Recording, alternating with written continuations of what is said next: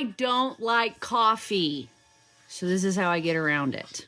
I like to have protein first thing in the morning for hormonal reasons, hormone balance and such. It's beneficial for women to have not only calories, but specifically protein calories within the first half hour of being awake each day.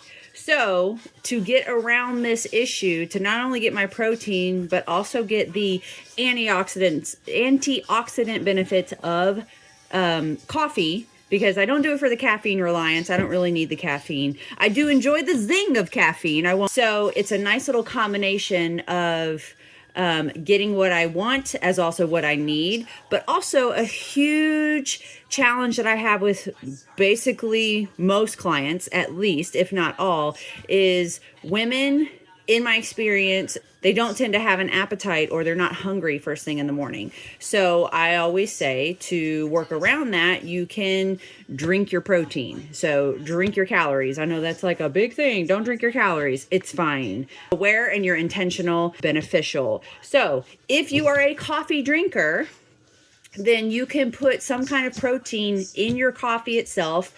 You're still drinking your coffee, getting the desires from that, but you're also getting that initial protein in your body first thing in the morning. So let me show you how I do it. So I have a French press.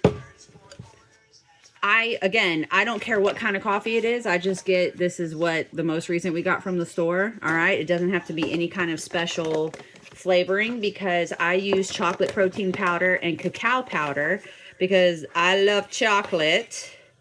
So what I'm going to do is I'm going to put 2 scoops, 1 to 2 scoops. Like I said, I don't care. I don't need it very strong.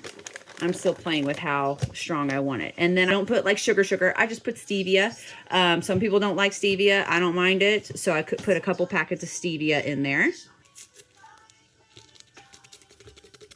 Then we're just going to pour.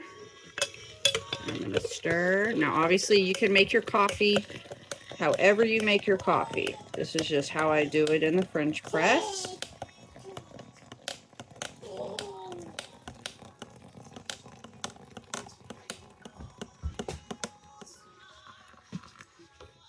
Alright, get that a mix.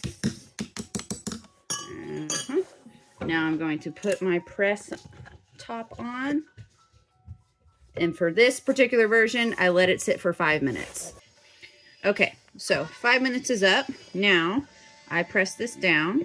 Again, make your coffee however you make your coffee. This is my 30-ounce tumbler. I have it with me at all times. It is always full. If I drink whatever's in it, then as soon as I get the opportunity to refill it with whatever beverage, it's typically water or Propel flavored water, then I refill it. That way I always have fluids flowing in my body.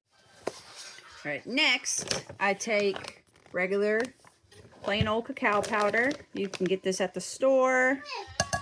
I do 2 servings, so it's 2 teaspoons. You can look at the bag, because I want to basically make this taste more like hot chocolate and not coffee, okay?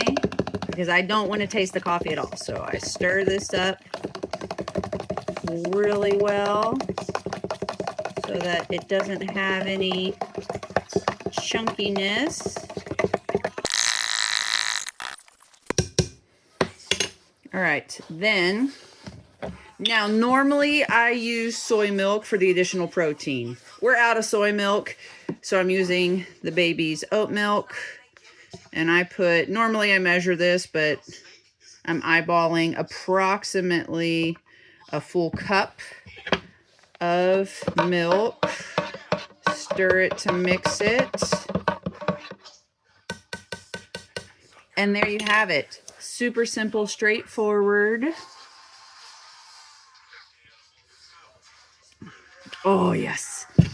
Almost no coffee flavor at all, to a point where it does not bother me at all. If you enjoy coffee, then make your coffee stronger, or don't put as much chocolate or protein powder or whatever. Make it your own. I don't like coffee, so I want hot chocolate. And then in the summer months or the hotter months of the year, whenever you don't want a hot beverage, I just simply make it into an iced coffee.